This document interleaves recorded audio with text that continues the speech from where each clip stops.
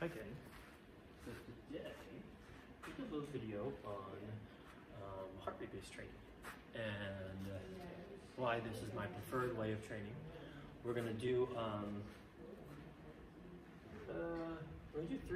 two exercises, and we'll demonstrate, and I'm gonna demonstrate why heart rate based training is a better way of going about it than just your typical 30 seconds on, 30 seconds off, 45 on, 15 off, etc. Okay, so first what I need you to do, hopefully you guys can see the iPad right next to me. What you guys should be able to see is basically that there's a little gray box, okay? So what I'm gonna do is I'm just gonna move around until I get to that green box, right? So kind of bear with me a couple minutes, or not a couple minutes, bear with me a couple seconds while I get my heart rate up. So this is basically like you just did a warm-up, okay? So I wanna make sure that I get my heart rate up to that green, because that's typically where you're gonna be after you do a warm-up, is heart rate around there, okay? And I'm just kind of moving around, get my heart rate up. So far it's not going up, that sucks. Oh, there we go.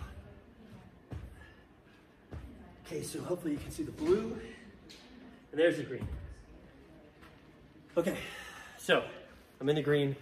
This would be the bottom where you would start, okay? Now I'm in the orange.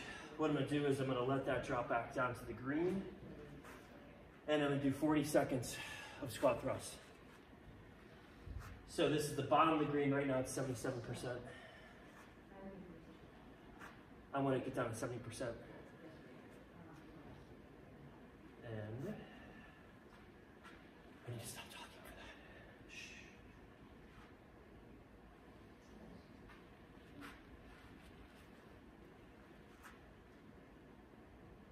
All right, 40-second squat thrust.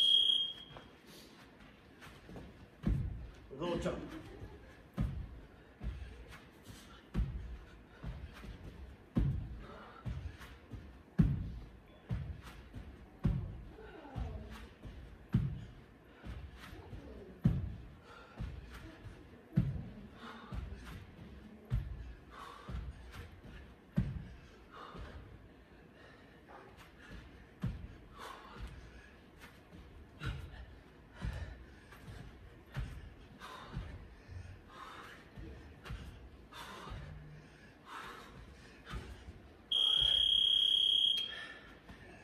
"20 seconds rest." As you guys can see, I hit the red.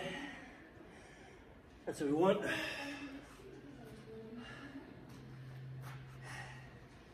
However,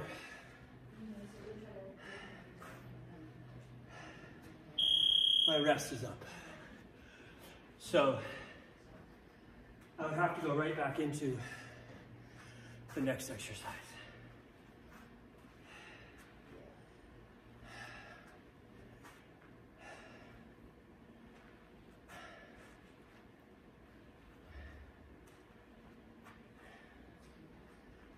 So I'm looking for 70%.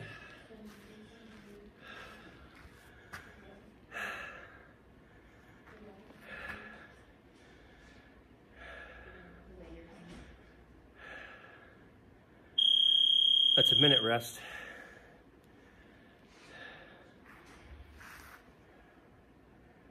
Or actually, excuse me, that was a minute.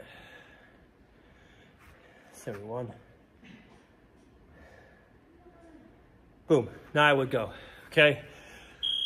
So, here's the point I want to illustrate. That took me, probably took me about 30 seconds out of the 40 to get my heart rate into the red. It's at 90% of max heart rate.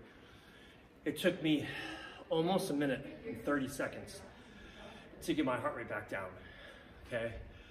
That means that if I was doing this workout with somebody, I'm wearing a heart monitor, they're not, it means that they would have gotten one round done while I'm still resting, right?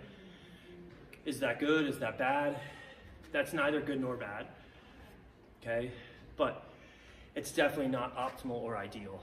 What would be optimal or ideal is that you guys work based on your ability level, meaning you work until you get into that red, and you rest until you get into the green, rather than use arbitrary time of work for 40 seconds and rest for 20 seconds. That's what we have to do with you guys because y'all don't wear heart monitors, okay? So we have to make sure we can cater to both people. But now that you're at home, hopefully you have a Polar heart monitor, and then you can actually be tracking your heart rate so that you don't just work when you're told to work and you rest when you're told to rest. You work when you are sufficiently rested to work, and you rest once you have sufficiently worked hard enough, okay? So that was just a point that I wanted to illustrate to you guys, is that you put a Polar heart monitor on, or a heart monitor in general, you will have a more intelligent way of going about your workouts rather than just working for a period of time and resting for a period of time. That in turn is going to allow you to be able to put more juice into each round that you work. And it's also going to be able to cut back on the amount of work that you're doing, because you might actually be working when you're not fully recovered.